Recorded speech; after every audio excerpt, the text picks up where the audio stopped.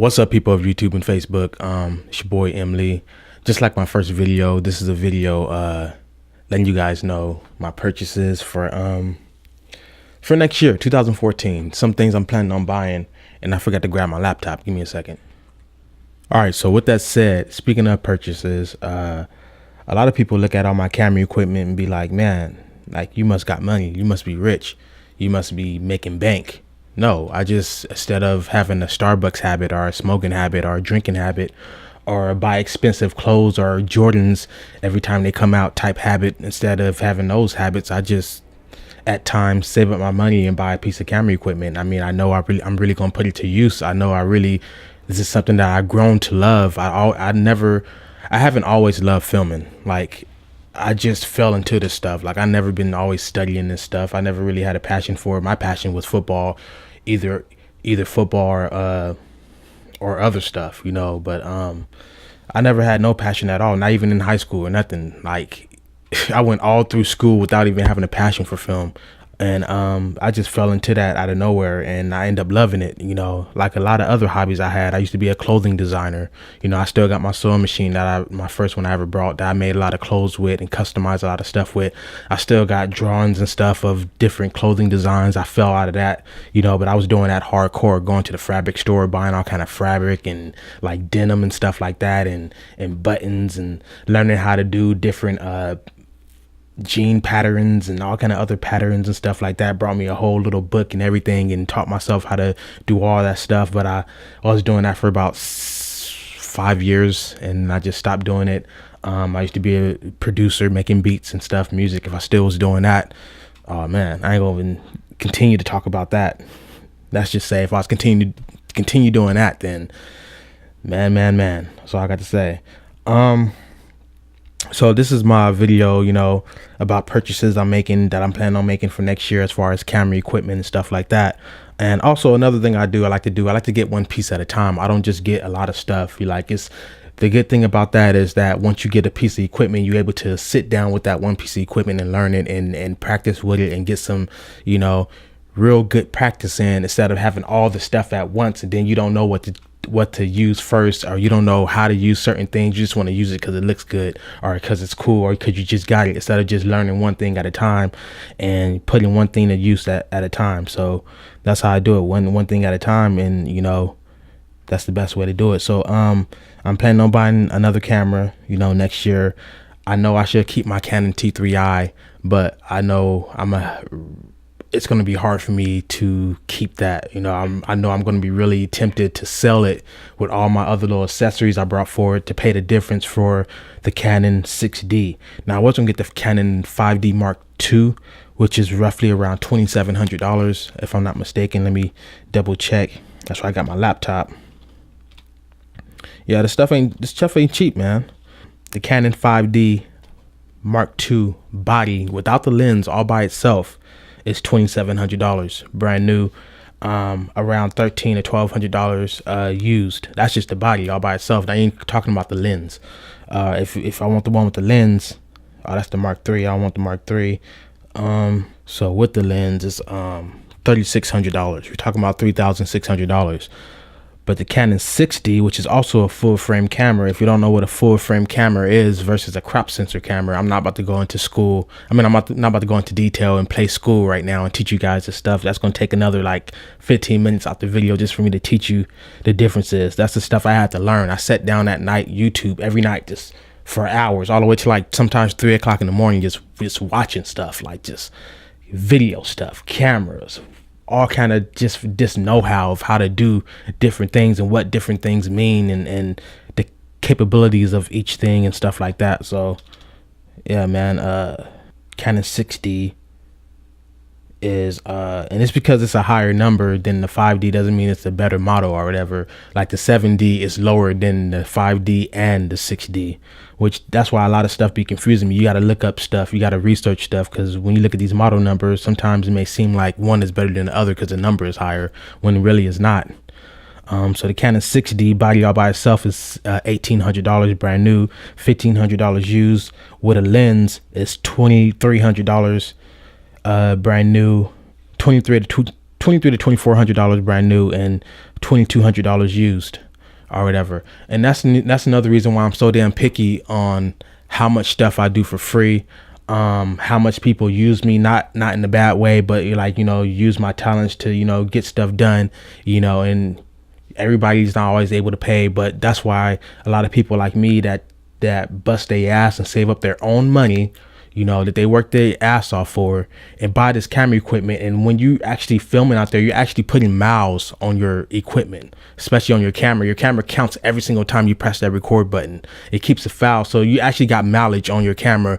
Your camera actually does, when you buy these expensive cameras, like the DSLR cameras, those do go through maintenance. You do have to send that to the factory and get it cleaned, get it maintenance and all that stuff, or else your camera ain't gonna last that long. A lot of these lenses and cameras cost more than a damn wedding ring. So it's like people are picky about how much they charge for their videos and stuff, because they went through this grind to get all this stuff. They went through this grind to learn this stuff. They went through this grind to be able to make a name for themselves and be good at what they do.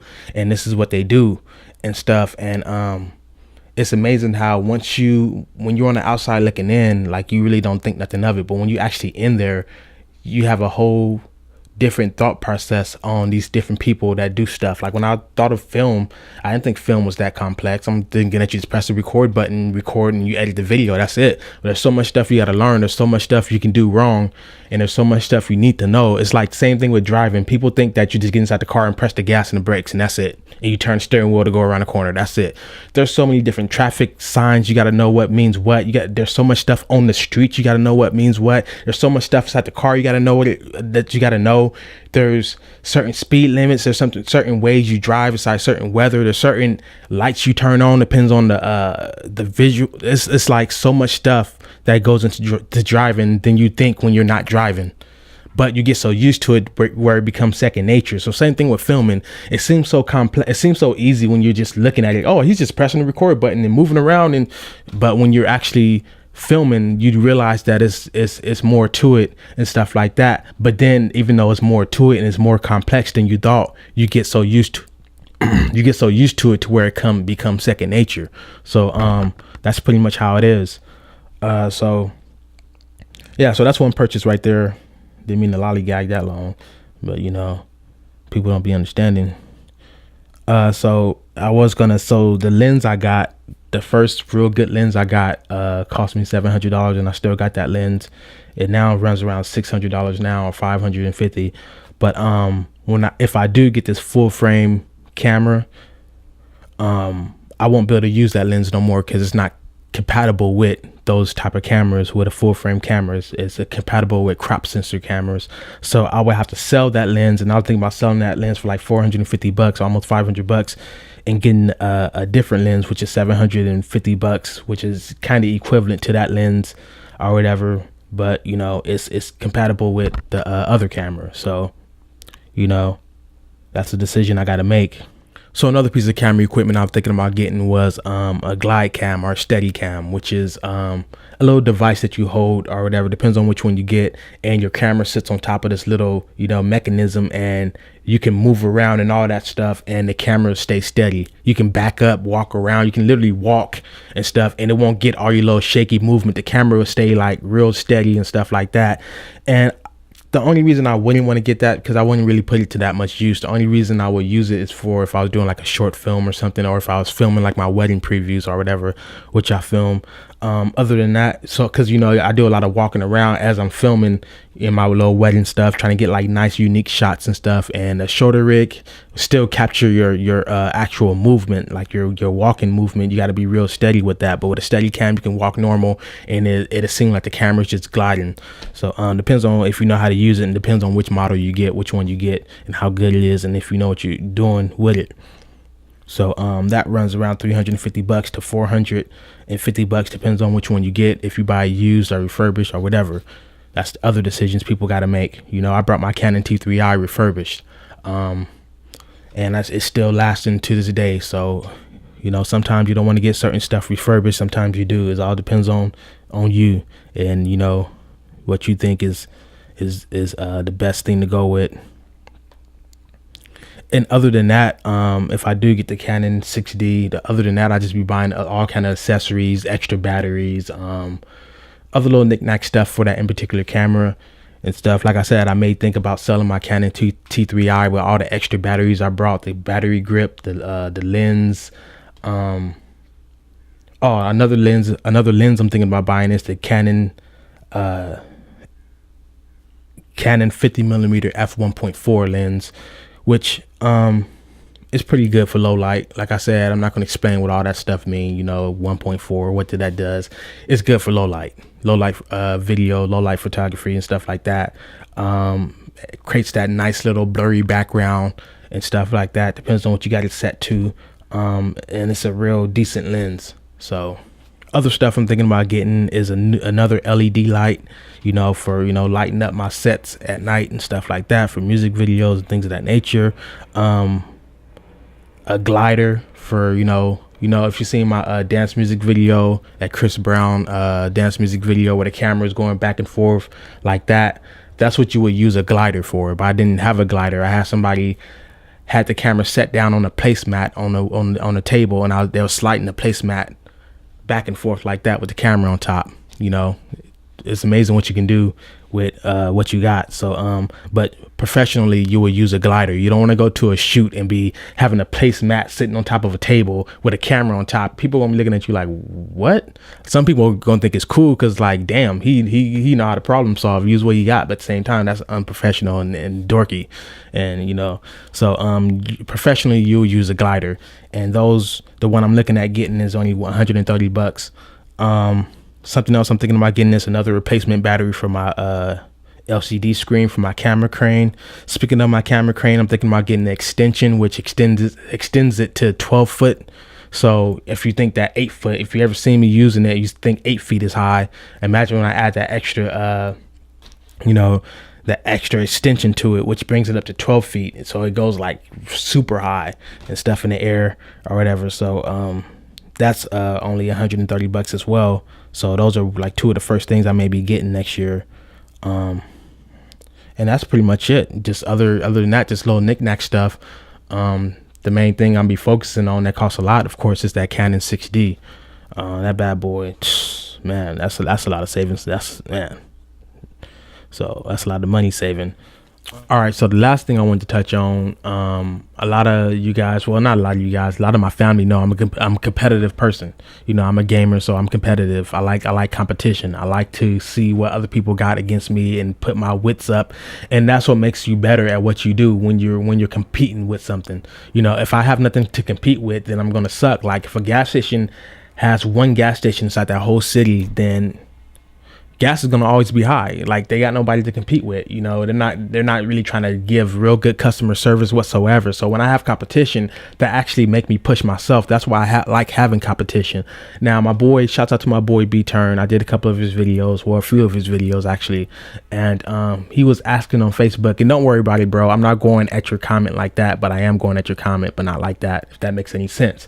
But he wrote on Facebook the other day, "Who's the best videographer in San Diego?" And I did not see Emily pop up. I was like, hold on. There must be a typo inside these dudes' comments down here because I do not see Emily films nowhere. So, so that was a good thing though, because that made me like, okay, let me see who this dude is. Check him out real fast. But yeah. So I didn't see my name pop up, and I'm not the kind of cocky person. It may seem like it when I say certain stuff, but I'm not. Honestly, like I'm not. But I was wondering if I'm not the best, because I always said that I want to be the best in San Diego, period. Like in all of San Diego, me. But I didn't see my name pop up. I seen some other dude, including B-Turn, said this other dude was the best or whatever. His videos is dope. His videos is tight and stuff like that. And but the thing is, I think he asked the wrong question. He asked who's the best videographer / director in San Diego. That's the wrong question. Now, if you would have asked who's the best music video producer inside San Diego, then that probably would have kind of pushed it to his favor in a little bit. So I wanted to check out who this dude was. Somebody sent me a link to one of his videos. Very artistic video. No color grading done though. Easy, simple shots I can do with my eyes closed, but at the same time, it doesn't matter if the shots are simple or if the video is color graded, which I'm kind of contradicting myself by the first thing I said. all that stuff doesn't matter. It all depends on the mood you're setting for the video. Did the mood really convey the video correctly? Yes, it did. And that's why a lot of people, I can see why people like that video, because it really did set the mood off. But it also depends on who's directing the video. If the person that's behind the camera directing the video, then maybe the video go one way. If the artist, like most of my artists direct their own videos, then it'll go a different way or whatever. And sometimes if the videographer directs the video will end up costing more, because there's certain things that the videographer know that looks good, that sets the mood for a certain song, but the person isn't willing to pay for it because it costs more money. So that's what it all depends on too. So my opinion of somebody being the best video producer / director is somebody that's diverse. You can't just shoot only one type of video but call that person the best video producer. He's probably the best music video producer, but not the best videographer / video producer, just period, or whatever. And then not just that, I don't only shoot music videos. I shoot short films, like little short, like movie shorts, which I call them. Just little going out filming random stuff and, you know, putting into a video and stuff like that. Also shoot little short skits for people and all kind of other stuff. Weddings, wedding previews and stuff. I take all the footage that I shot from the wedding and put it into like a little nice little, you know, dreamy look of a preview, you know, or whatever. I shoot my own little tech review shows and stuff on my hobby channel, you know, where I'm going into detail about different tech that I brought for film and stuff, and I'm doing my own little close-up shots and pan shots of that in particular tech. Seems like you're watching like a technology show or something like that, where they're showing off a certain, I do all those shots myself, and I sit in front of the green screen and I talk about it and stuff, you know, in a real professional manner. You know, you gotta get your professional on, you know what I'm saying? But yeah, so I do those. That's what classifies somebody as being the best video producer, not just making music videos. You got to do videos across the whole board. What other videos do I do? Even when my gaming, I do, you know, gaming shows. I got my podcast, my video podcast that I do, talking about different upcoming games and, you know, all kind of different stuff that's involving games and stuff like that and things of that nature. This dude may be the best videographer in San Diego, but I'm the most talented videographer in San Diego. I'm pretty sure anybody can attest to that, because what other videographer you know that's talented behind the camera and in front of the camera? We're talking about a cameraman that's talented in front of the camera. That's redundant. Think about that for a second. A cameraman that's talented in front of the camera.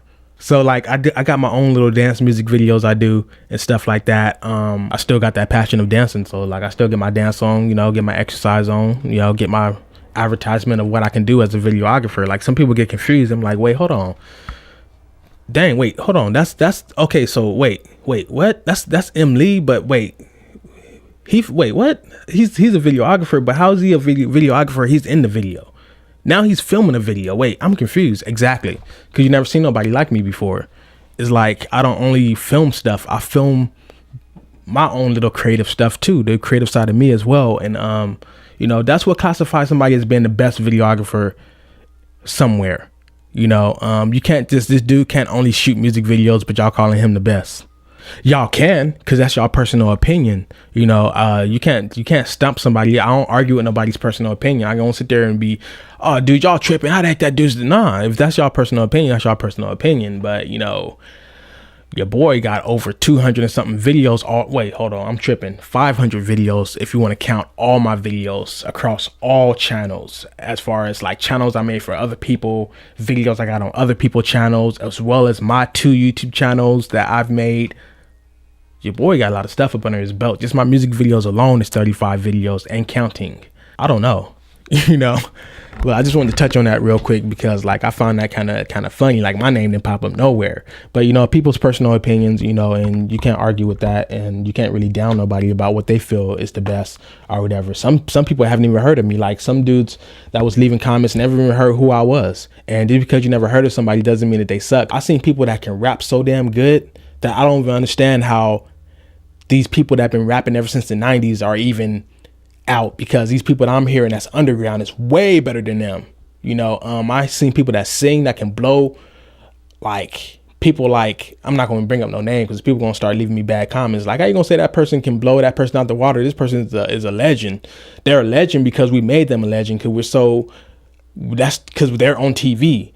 Just because they're on TV doesn't mean that they're better than people that's off TV. And it's because people are off TV doesn't mean that they're not as good as people that's on TV. It's just that they happen to have a good deal. They happen to get a good deal, get seen by the right people.